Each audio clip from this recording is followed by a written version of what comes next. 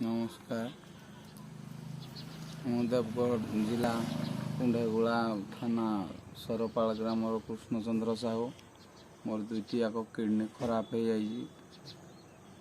ଆଉ ଘରର ଯାହା ଛେଳି ଗାଈ ଚରେଇକିରି ଯାହା ଅର୍ଥ ଥିଲା ମୁଁ ସେଥିରେ ଚିକିତ୍ସିତ ହେଇକିରି ଅଛି। ଆଉ ଏବେ ଆଉ ଚିକିତ୍ସା ହେବା ପାଇଁ ପଇସା ମୋ ପାଖରେ ଟଙ୍କାଟେ ନାହିଁ।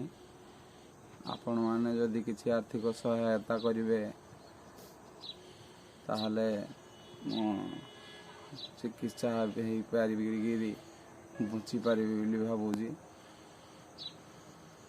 ଆଉ ମୋ ଗୁଗୁଲ୍ ପେ ନମ୍ବର 8018995703।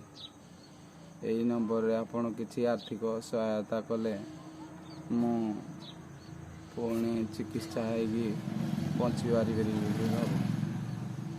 ତେଣୁ ଆପଣ ଏହି ନମ୍ବରରେ ମୋତେ କିଛି ଆର୍ଥିକ ସହାୟତା କରନ୍ତୁ।